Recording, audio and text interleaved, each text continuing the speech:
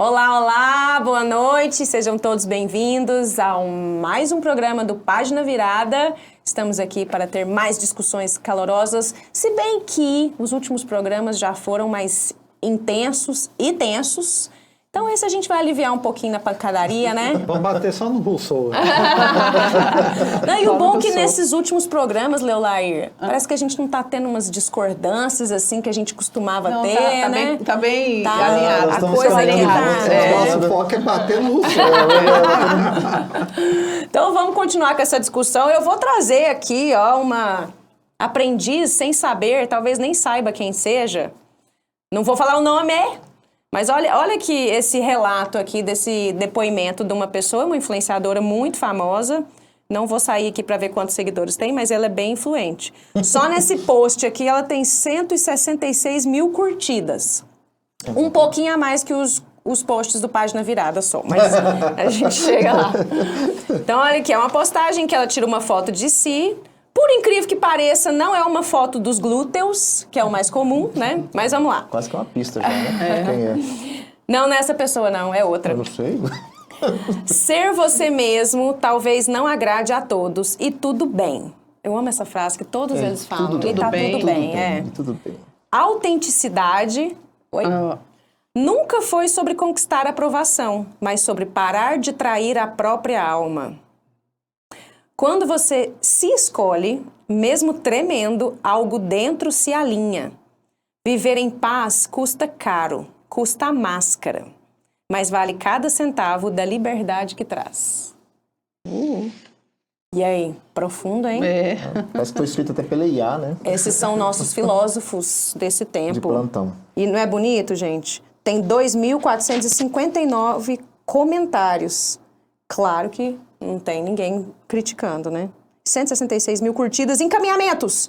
916 encaminhamentos, compartilhando com outros. Tipo assim, a verdade revelada. Busque isso aqui que você vai ser feliz. E aí, Leolair? Tem a ver com Rousseau? Eu tô pensando naquela história do segundo discurso dele, quando ele fala do homem natural, né? Então, quando nasce a rivalidade, nasce a inveja, nasce o descontentamento, quando você começa a se comparar, e a existência humana, quer dizer, o ser humano, ele vai começar a existir ou ter uma vida a partir do momento que ele começa a se comparar ou estar inter-relação com os outros. E acho que esse tipo de coisa aí é exatamente isso, assim, ela trazer essa promessa de que essa autenticidade, você ser o que é e leva, eu acho que leva para a nossa sociedade hoje essa inveja, esse descontentamento. No final das contas, é um descontentamento pelo que você é. Não muda isso, né? Não muda. Acho que era isso que ela estava falando. E de dar para as pessoas a possibilidade, assim, ela acreditar na possibilidade de romper com a expectativa do outro, porque para ser autêntico? Para ser autêntico e viver aquilo que ela acredita, independente dos julgamentos que vai sofrer, vai doer, mas ela está prometendo que no final, quando a pessoa conseguir finalmente tirar a máscara, ela vai se reconciliar com a própria alma. É o que o Rousseau chama de amor de si. Então explica aí a defesa dele. Ele fala que aliás, uma coisa que eu considerei bastante forte, quando ele fala que o amor de si é a fonte única, né, de todas as virtudes, que é a autopreservação, primeiro, ele fala isso. Então, se você tem piedade de alguém, de outro, é porque você tem um amor a si mesmo, você tem... Não é ele que fala isso, não.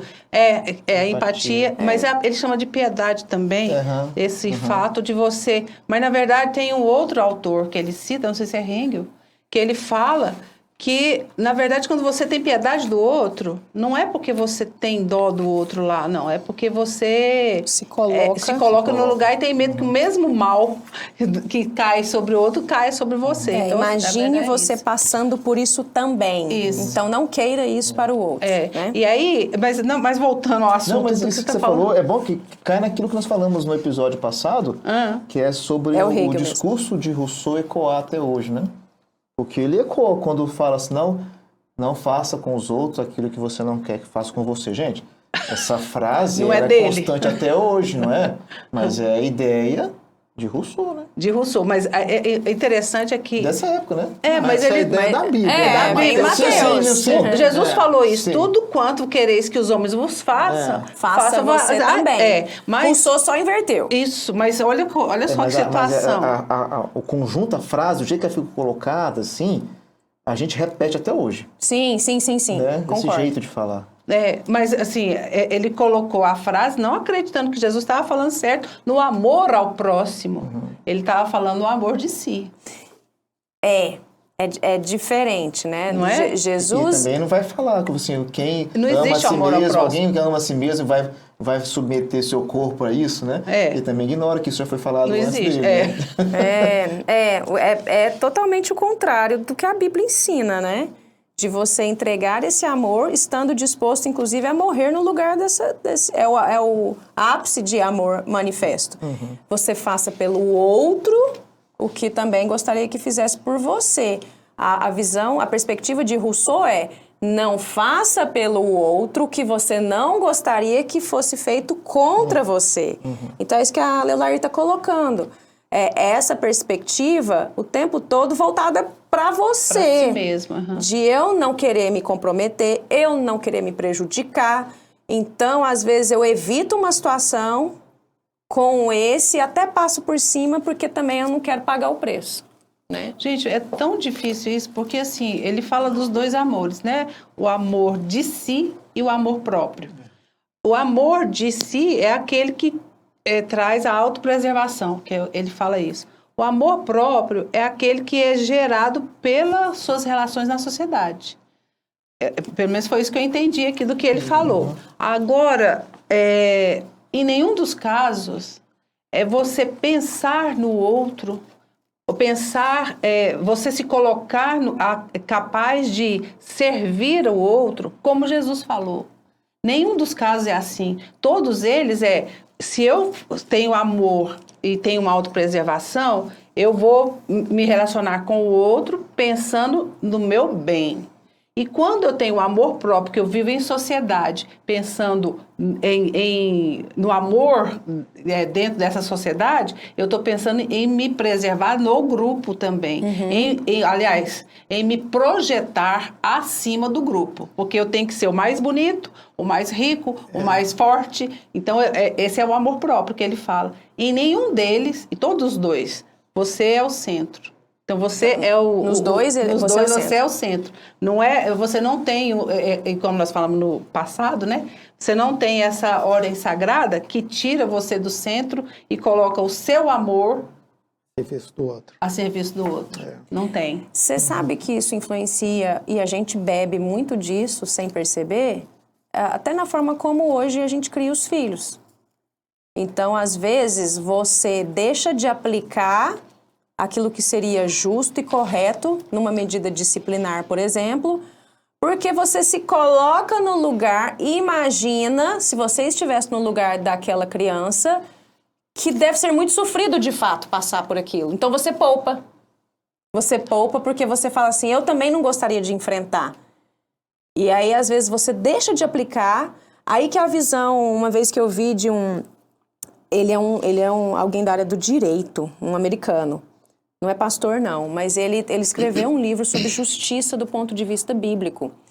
E ele fala que a gente exercer o nosso amor ao próximo, como a Bíblia nos manda, implica em, sim, aplicar algo que é justo, mesmo quando você se compadece e sente que é pesado. Mas por quê? Se você não aplicar aquela justiça...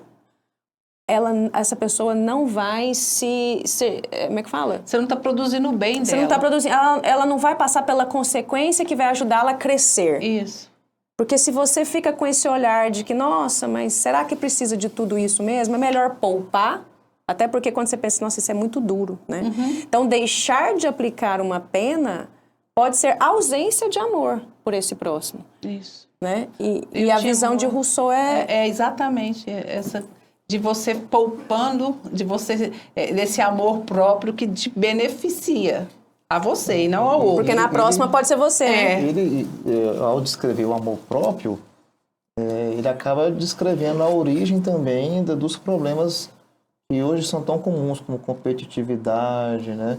Rivalidade. Né? Porque a pessoa quer se sentir ali o amor próprio dela preservado e para eles sobressair em cima do outro, acaba, consequentemente, ocorrendo uma rivalidade entre as pessoas ali, né? Sim, e cada vez mais, né? Cada vez mais. Essa frase que ela leu aí, acho que tem tudo a ver com isso que a gente está discutindo. Né? Uhum. Quer dizer, o amor próprio é a sociedade definindo o que eu devo ser, e por isso eu devo me comportar de tal forma, agir de tal forma e ser inautêntico. Já o amor de si, não. E aí ela está colocando a minha autenticidade, eu não posso viver uma mentira por causa da sociedade. Ele fala aqui, ó, no processo a pessoa se torna inautêntica, falsa, e o seu self interior, que é o real, ele passa a ser uma mentira. Ó, para usar a frase moderna, a pessoa acaba vivendo uma mentira. A gente escuta muito isso, né? A questão da autenticidade.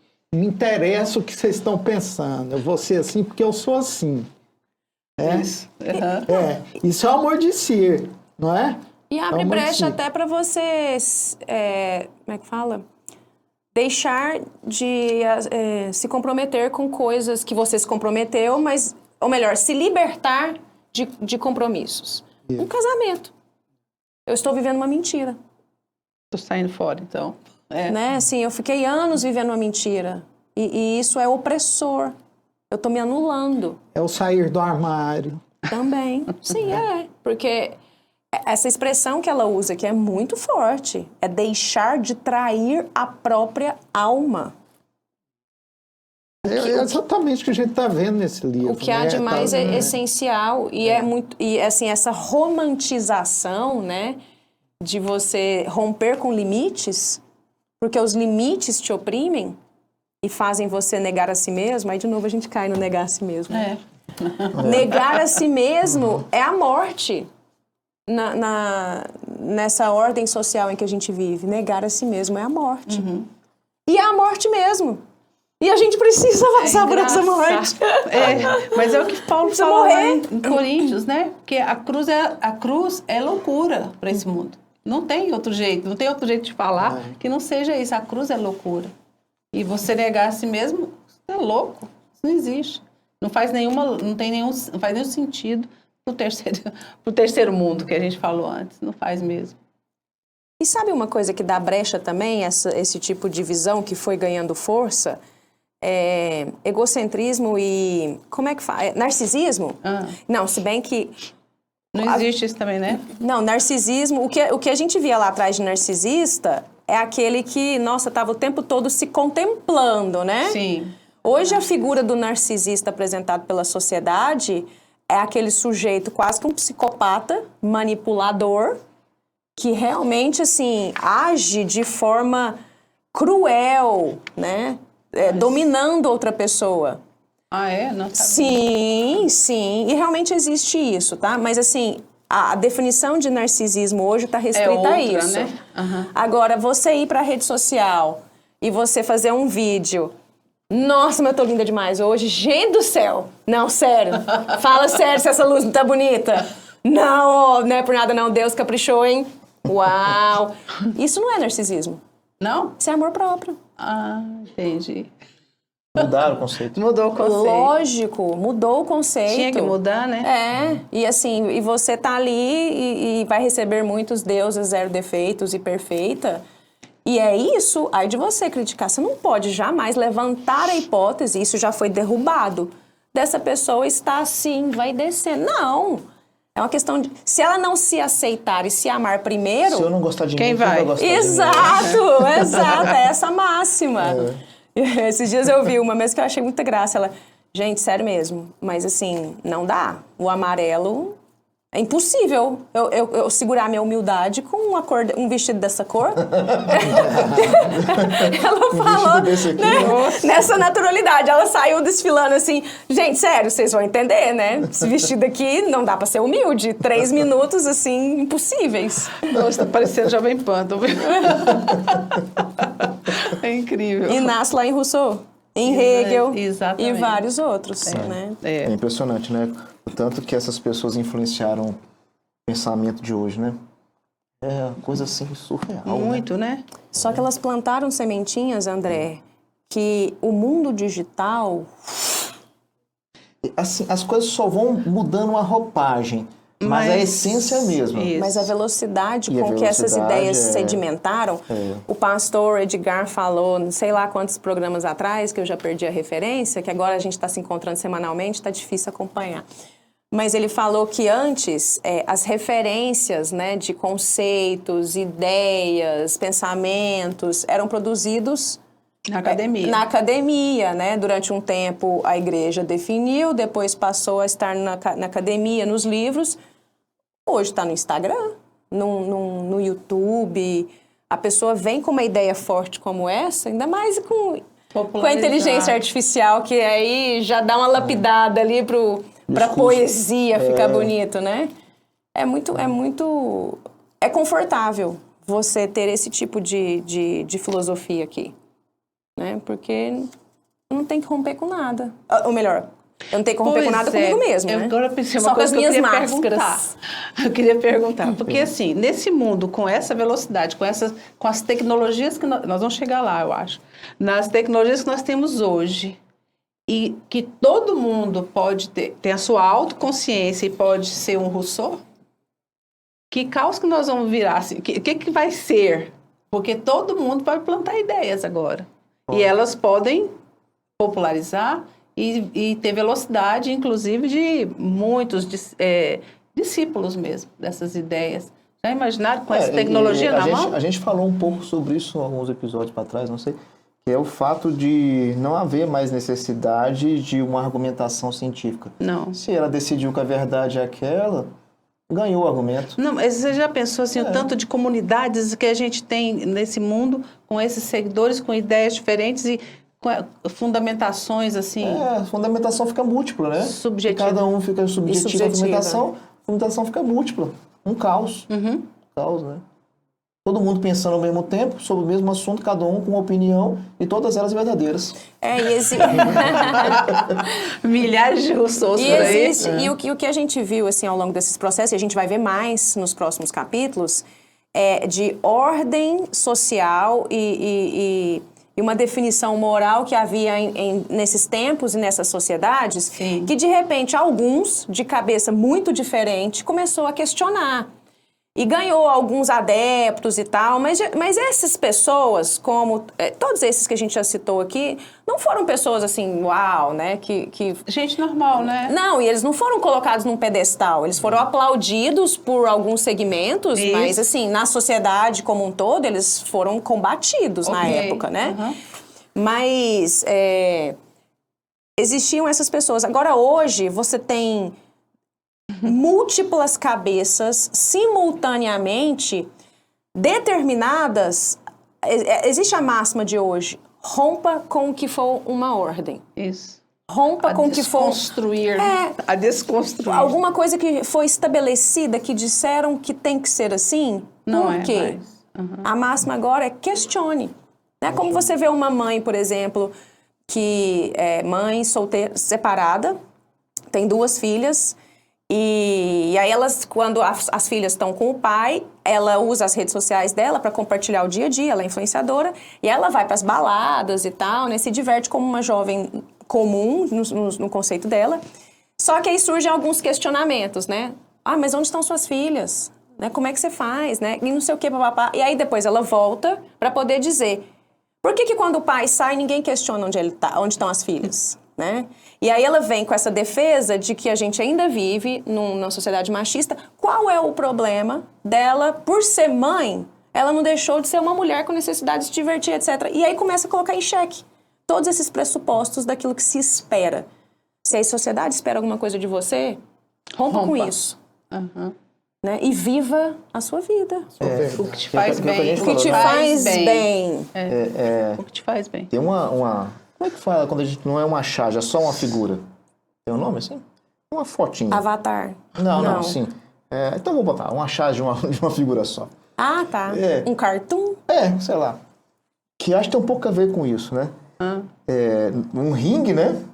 Aí de um lado, aí tem assim, no ringue, desse lado, cientista de Harvard. Deste lado, um jovem rápido em seu computador. Ou seja, a verdade científica que teria algum valor ali, né? Ela não tem mais valor com a velocidade com que essa pessoa aqui emite a opinião dela. Verdadeira, cientificamente não, para ela a opinião dela é verdadeira, é verdade, e não tem como você falar que está errado, porque eu estou falando que é assim que eu penso, e multiplica com a velocidade e vai para frente. E não dá tempo, né, André? Não dá tempo. Para você fazer um tratado como até o que Rousseau, né, construiu, quanto tempo que é para você desenvolver ideias como aquelas? Não dá tempo de fazer isso. Mas hoje. o fato é que existe uma verdade, o resto é tudo mentira. É tudo mentira. A realidade é essa. E é a segurança que nós uma temos, vez eu até falei, você gostou, né? A maior virtude nos dias de hoje é o discernimento. Discernir, porque assim, a verdade é uma só. E o resto é mentira. Mas, Gustavo, no fim das contas é isso. Mas eu acho que a grande importância, vamos mudar assim, acho que a grande importância desse livro para as nossas vidas é a gente entender como que funciona a cabeça dessas pessoas, para a gente conseguir conversar com essas pessoas e falar assim, olha, esse relativismo que você está acreditando não está certo. Mas como é que eu vou conversar isso com essa pessoa? Não vai. Não é isso que a gente precisa aprender. Aprender a conversar com essas pessoas. Falar para eles que esse relativismo, essa ausência de uma verdade universal, não está correto. É isso que nós temos que adquirir, essa capacidade. O Espírito Santo tem que nos guiar para poder conversar com essas pessoas. Mas por que não está correto? Sim. Essa é a pergunta. Essa é a pergunta, mas acontece que como eles não aceitam... Não existe uma verdade. Mas como eles não aceitam o cristianismo, é esse embate que a gente tem que aprender a ter esse embate. Como é que eu vou... Eu que sou cristão, como é que eu vou ter um embate com uma pessoa que não carrega os princípios? Eu entendo da seguinte forma. Você não vai convencer.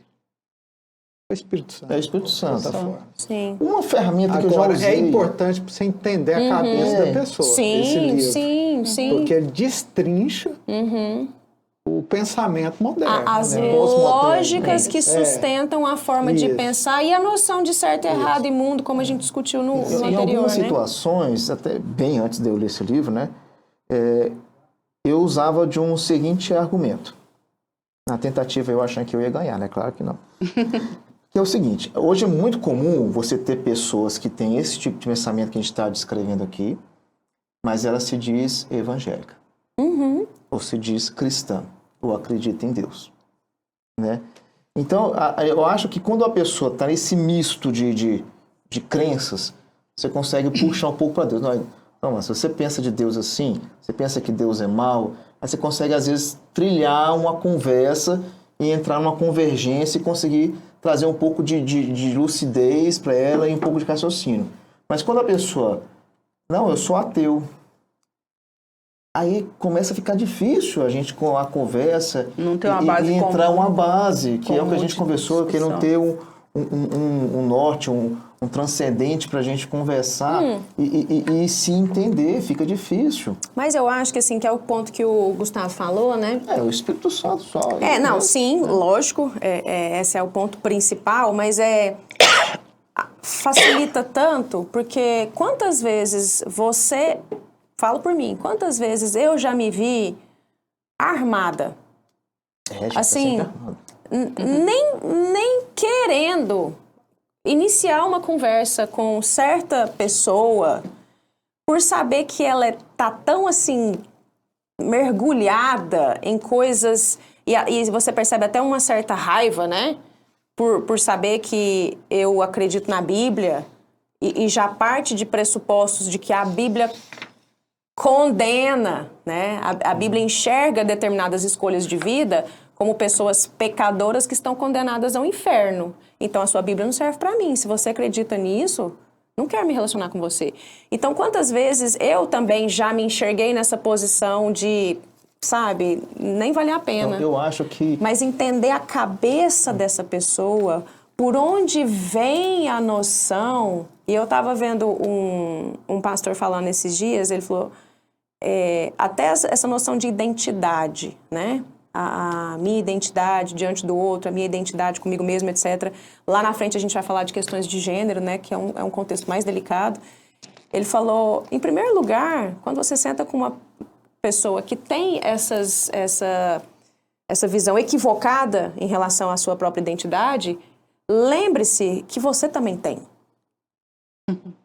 A noção de identidade que nós temos, ela também é deturpada. A nossa identidade é corrompida. Foi corrompida por essas e ainda pessoas. que a gente tenha sido alcançado, ela só será completamente restaurada e a minha maneira de me ver e me ver perante o outro, me ver perante Deus, só será plena e perfeita quando eu for totalmente liberta de... Um olhar de misericórdia. Mas que a gente assim, tem. Olhar de misericórdia. a gente precisa estar atento a isso, porque a gente, às vezes, até para orientar pessoas que são da mesma fé. Às vezes eu já vi situações de irmãozinhos mais simples na fé e já chegam num embate, assim, de cara, assim, já só, você vai pro inferno. Já condena a pessoa ali na hora. E eu acho que quando você pega com uma situação, quando uma situação que, igual essa que a gente está falando, que nós temos um Deus que nos orienta e ele tem a própria cabeça dele que orienta, gente, vai ser uma conversa longa. Vai entrar num conceito de um livro que até a minha esposa está lendo, que é sobre hospitalidade. Você vai ter que se abrir para começar a se relacionar com aquela pessoa que às vezes você tem dificuldade até de relacionar com aquele tipo de pessoa, mas você vai ter que começar ali, você começar a falar para ele, olha, existe uma coisa diferente. Eu acho não é só isso que você aprendeu. Eu quero te ensinar uma coisa diferente. E sabe aquele ponto? Eu, pelo menos, cresci num contexto, né, de educação cristã de certo e errado.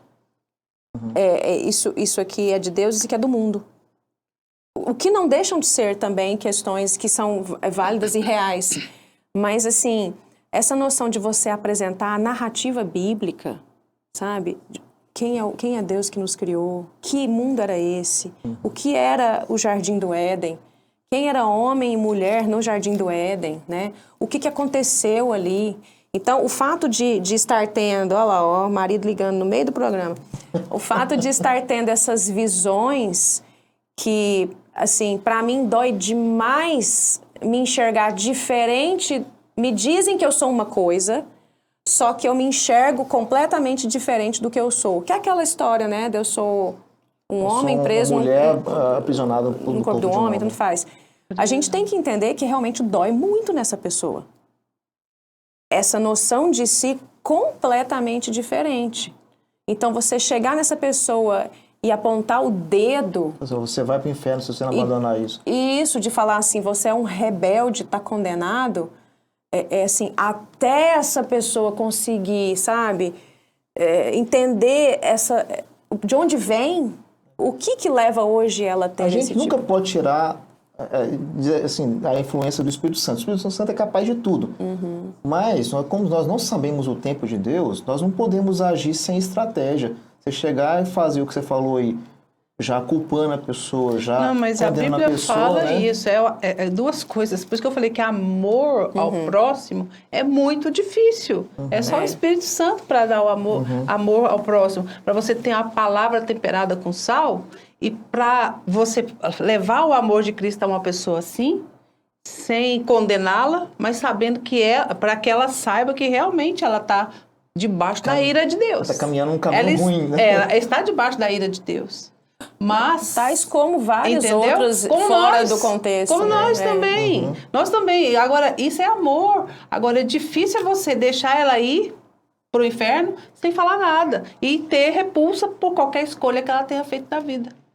Isso é pior. Então, por isso que eu falo que esse texto, desse pedaço que nós estamos concluindo aqui agora, o amor ao próximo, ele fala de amor de si, amor próprio, ok. Mas tudo nele não é para o amor ao próximo como Deus nos ensina. Isso é muito difícil. Só o Espírito Santo para nos dar essa capacidade. Amar o próximo é amar os diferentes. Não é? Sim. Amar o inimigo. Sim. Lembrar que Jesus andava com Ter pecadores, misericórdia Ter ao misericórdia. invés de julgamento. Isso. Desejar que a ele também seja revelada a verdade, né? É. E ter compaixão. Acho que é esse compaixão. Compaixão. De, às vezes, você enxergar pessoas que estão se convencendo de que elas encontraram a verdade, e você pensa, nossa, está tão distante. Deixa eu contar só um exemplo que eu, assim, experimentando muito simples na nossa vida. Nós temos um vizinho que ele adora pôr a música dele para o mundo ouvir. E aí a música a música é aquela agradável funk. É mesmo. Ô Senhor, misericórdia. Eu já fiz, acho que eu já li salmos imprecatórios pra caramba. Por fim, assim, eu, João e eu, a gente quando começa o barulho, a gente sai de casa. Mas um dia eu falei, bem, eu acho que nós estamos fazendo errado, sabe? Vamos orar e pedir a Deus para mudar essa família. Porque o que a gente vê acontecer aí... Pelo menos quebrar o aparelho de som, né? Não, mas é mesmo assim, porque a gente fica lá maldizendo ele o tempo todo, você entendeu? De verdade. E pegando ódio. Eu odeio, eu te odeio. Assim, a gente fica com aquele ódio de verdade, porque não existe... Funk não é música. E a gente falando isso, a gente odiando aquela coisa que te irrita. Por um acaso, o som é debaixo da janela do nosso quarto. Oh, delícia. De dormir. Então, a última vez eu falei, Senhor, nós vamos orar por esse cara toda vez que ele fizer isso. Ao invés de ficar maldizendo. Porque não é nosso feitio maldizer. A gente tem que orar por ele. Mas é difícil. É ou não é difícil? Então, assim, é uma coisa simples, mas é um fato que acontece no nosso dia a dia. Sim. Em vários outros momentos. Tem que ser intencional, né? Assim, é no trânsito, sabe aqueles caras assim, que você tá indo na boa, ele te fecha. A vontade da gente é exatamente o oposto, é imprecar vários salmos da vida dele. E a gente tem que pedir a Deus discernimento nisso. E para abrir mão da nossa própria vontade também, né? Entender que a narrativa não é nossa, né? É dele. Então é isso. Muito obrigada a quem nos acompanhou nessa noite. Nos vemos no próximo episódio. Não vou falar de dia, data. A gente se encontra quinta-feira que vem. Toda quinta-feira. E é isso. Compartilhe. Só quer falar que tem uns personagens famosos no próximo episódio, né? Nossa, é mesmo? Eles são Karl conhecidos. Marx. Ai. Não, o próximo não é ele, não. Não, quem que são é? os legisladores não reconhecidos. É então verdade. daqui 2 episódios... Eles são não conhecidos, então vocês vão ter a oportunidade de conhecer. Mas, gente, daqui 2 episódios vai entrar Nietzsche, Karl Marx e Darwin. Eu acho que não tem quem não saiba. Nossa, que trinca, cara. Mas os anteriores são assim, a gente vai dar a oportunidade... Para os legisladores, eles são minorias aí no meio dos outros, né? Então, eles vão receber atenção primeiro. Perto desses 3 aqui, né? Então é isso. Boa noite a todos. Boa noite. Até a próxima.